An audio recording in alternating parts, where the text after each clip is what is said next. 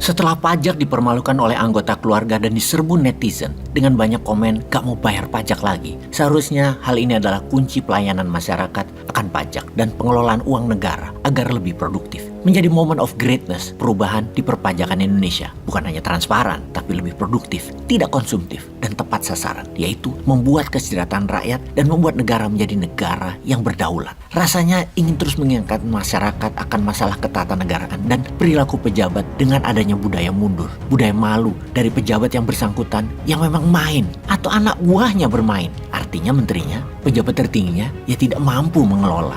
Jangan malah flexing.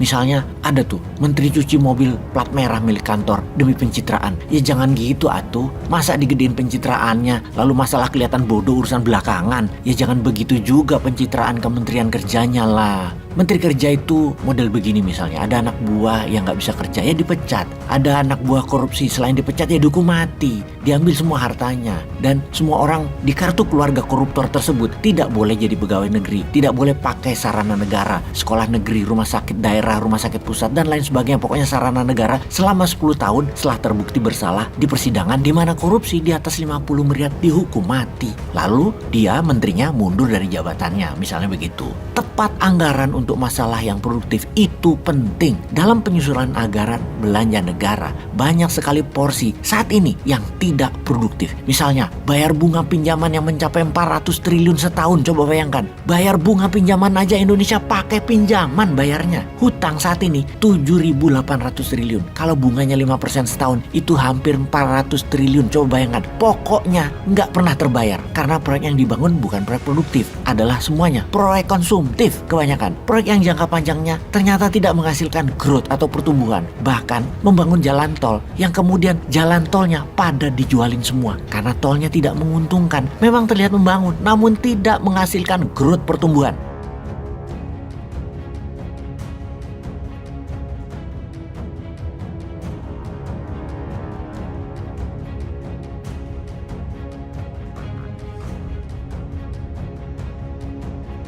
Ini fakta. Buktinya apa lagi? Hanya 24% pertumbuhan ekonominya dalam 9 tahun kelolaan APBN-nya saat ini. Hanya 2,6% setahun tumbuhnya. Itu nggak pakai pejabat. Autopilot ekonomi rakyat ya tumbuhnya segitu. Lalu pemerintah selama ini ngerjain apa dalam hal ekonomi? Ngerjain rakyat. Dengan memenuhi media berflexing-flexing karya yang nggak produktif itu. Buat apa sih? Kalau kita membangun berdasarkan pertumbuhan, maka pasti Indonesia sekarang tidak impor garam, tidak impor BBM, tidak impor beras, tidak impor pupuk, tidak impor vaksin, tidak impor senjata perang, tidak impor hutang. Namun semua sudah menjadi swadaya. Pangan surplus, pupuk surplus, produksi ekspor, manufaktur naik 3 kali lipat di luar hasil alam. Pendapatan Indonesia selama ini masih mengandalkan hasil alam. Kelapa sawit, batu bara, nikel yang semuanya ada batas usia, ada batas stoknya. Yang ketika dijual harus menghasilkan kemakmuran buat rakyat sesungguhnya. Ini nikel ya, tinggal 20 tahun lagi habis. Yang kaya itu oligar dan Tiongkok. Negara hanya dapat 10%-an doang. Udah itu habis, kan keterlaluan.